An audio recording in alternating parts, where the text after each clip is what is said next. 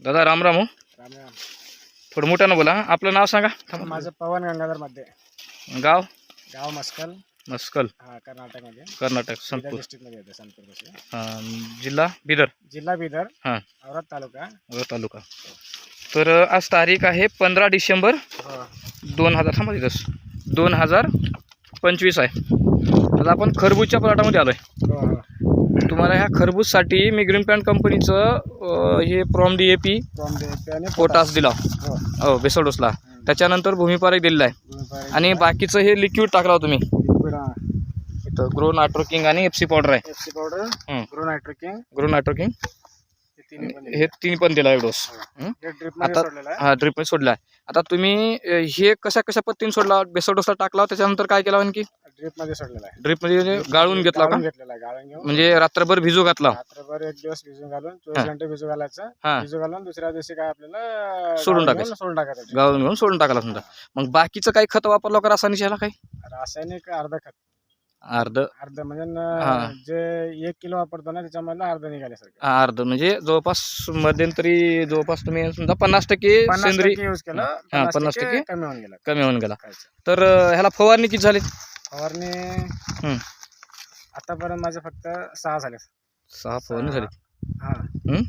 6 फवारणी झाली. 6 फवारणी. किती दिवसाचा प्लॉट आहे? 45 दिवस आहे. 45 दिवसाचा आहे. आणि फळ शेंग बसली का चांगली याला? मस्त बसले. मस्त हो का? आता हे बसलेत, मिडे पडलेत. हो का? ते बरेच काही मिडे पडलेत. हो का? मोठं आता पोकाय चालू आहे ना. आता हे चौकट बसले का एका ठिकाणी बसले समजा? असं चौकट बसले का? बरं मिडे पडलेत. आता तुमच्या बरोबर मला सांगा, तुमच्या बरोबर प्युअर 100% रासायनिकवर केलेले आहेत तुमचे बंधू? माझे बंधूच आहेत. तुमचे बंधूच आहेत. मग त्यांच्या पिकामध्ये आणि तुमच्या पिकामध्ये काय फरक आहे? फरक आहे. कसं? पीक बक्कळ जे वाढून गेलंय, वाढलंय पण त्याला शेंग कमी आहे. शेंग कमी आहे. आणि तुमच्या बरोबर लावण आहे. लावण दोघांचं सेमच आहे. दोघांचं सेमच लावण आहे, दोघांचं एकच आहे. त्याच्यानंतर जेवढं मला खत देतात त्या खतामध्ये मी अर्धेच वापरलंय. अर्धे खत तसंच येतात नाही. तसंच आहेत. आणि मी दाखव म्हणलं तर खाली पोते आहेत.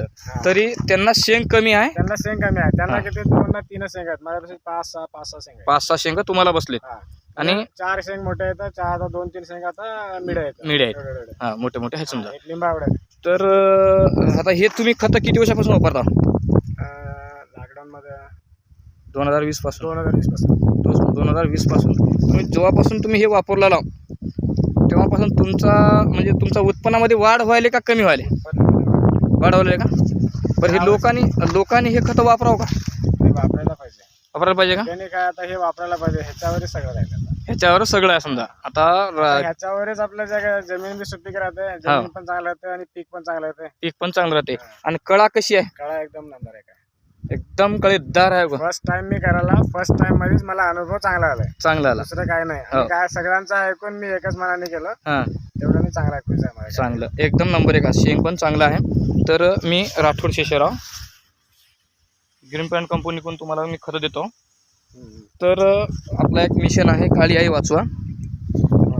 हे जमीन वाचून आपल्याला पीक उत्पन्न काढून द्यायचं आहे, उत्पन्न काढायचं आहे. आणि तुम्ही आज 4 वर्ष झालं, 4-5 वर्ष झालं कंटिन्यू तुम्ही आपले सेंद्रिय खत वापरला. तुम्ही समाधानी आहोत का? पण समाधान. बरं लोकांना काय आता हे लोकांचा संदेश काय? एवढंच की आपल्याला ऑर्गॅनिक मध्ये जेवढं चांगलं आपल्याला वापर केलं शेतीमध्ये, तेवढं आपले जमीन पण चांगली राहील, पीक पण चांगलं निघाल. पुढे फ्युचर मध्ये जे आता नवीन जनरेशन येईल त्याला पण आपल्याला पीक पिकवायला पण चांगलं आहे. धन्यवाद.